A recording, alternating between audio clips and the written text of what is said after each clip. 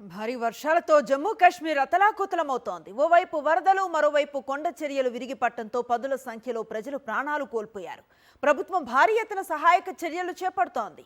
పౌరుల్ని కాపాడేందుకు సైనిక హెలికాప్టర్లను రంగంలోకి దింపింది.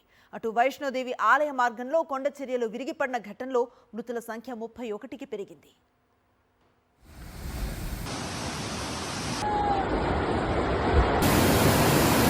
జమ్మూ కశ్మీర్లో వరదలు భీభత్సం సృష్టిస్తున్నాయి. మాతా వైష్ణోదేవి ఆలయానికి వెళ్లే మార్గంలో అర్ధకువారి వద్ద భారీ కొండచర్యలు విరిగిపడి పదుల సంఖ్యలో భక్తులు ప్రాణాలు కోల్పోయారు. ఈ ఘటనలో గాయపడ్డ పలువురిని సమీపంలోని ఆస్పత్రికి తరలించి చికిత్స అందిస్తున్నారు. మంగళవారం అర్ధరాత్రి జరిగిన ఈ ప్రమాదంలో తొలుత 9 మంది చనిపోయినట్టు ప్రకటించినప్పటికీ గంటకు మృతుల సంఖ్య పెరుగుతోంది. భారీ వర్షాల కారణంగా ముందు జాగ్రత్తగా ఆలయానికి వెళ్లే 2 మార్గాలను అధికారులు మూసేశారు. దీంతో వైష్ణోదేవి ఆధ్యాత్మిక యాత్ర తాత్కాలికంగా నిలిచిపోయింది. వాతావరణం మెరుగుపడిన తరువాత తిరిగి యాత్రకు రావాలని అధికారులు భక్తులకు సూచిస్తున్నారు. భక్తుల కోసం ఓ హెల్ప్ డెస్క్ ఏర్పాటు చేసినట్టు తెలిపారు. మరోవైపు కొండచర్యలు విరిగిపడ్డ ఘటనపై కేంద్ర హోంమంత్రి అమిత్ షా దిగ్భ్రాంతి వ్యక్తం చేశారు.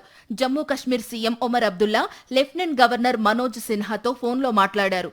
సహాయక చర్యలపై ఆరా తీశారు. మరోవైపు జమ్మూ కశ్మీర్లోని దోడాలో క్లౌడ్ బస్టర్ సంభవించి వరదలు ముంచెత్తాయి. పదుల సంఖ్యలో ఇళ్లు కొట్టుకుపోయాయి. జమ్మూ డివిజన్లో వరుసగా 3వ రోజు భారీ నుంచి అతి భారీ వర్షాలు కురిశాయి. దీంతో చాలా ప్రాంతాల్లో వరద పరిస్థితులు నెలకొన్నాయి.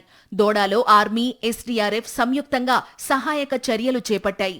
భారీ వర్షాలకు చినాబ్, దాని ఉపనది తావి ఉగ్రరూపం దాల్చాయి. ప్రమాద స్థాయిని మించి ప్రవహిస్తున్నాయి. నదులు, వాగుల వద్దకు వెళ్లవద్దని, ప్రజలందరూ అప్రమత్తంగా ఉండాలని జిల్లా యంత్రాంగం హెచ్చరికలు జారీ చేసింది.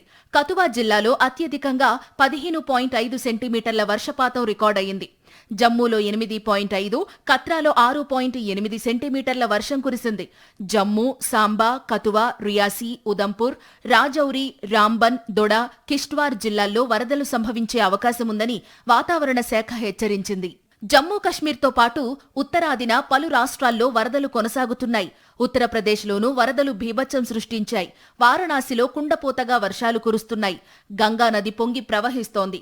వారణాసిలో పలు ఇళ్లు, ఆలయాలు నీట మునిగాయి. అటు హిమాచల్ ప్రదేశ్లో భారీ వర్షాలకు పలు చోట్ల కొండచర్యలు విరిగిపడ్డాయి. బియాస్ నది ప్రమాదకర స్థాయిలో ప్రవహిస్తోంది. మనాలి, లేహ్ జాతీయ రహదారిని పలు చోట్ల మూసేశారు. రాష్ట్ర వ్యాప్తంగా 795 రోడ్లు మూతపడ్డాయని హిమాచల్ ప్రదేశ్ విపత్తు నిర్వహణ శాఖ తెలిపింది. పంజాబ్లోని పలు ప్రాంతాలను పెద్ద ఎత్తున వరదలు ముంచెత్తాయి. మాధోపూర్లో ఆకస్మిక వరదలకు పలు భవనాలు కుప్పకూలాయి. వరదల్లో సీఆర్పీఎఫ్ సిబ్బందితో పాటు పలువురు స్థానికులు చిక్కుకుపోయారు.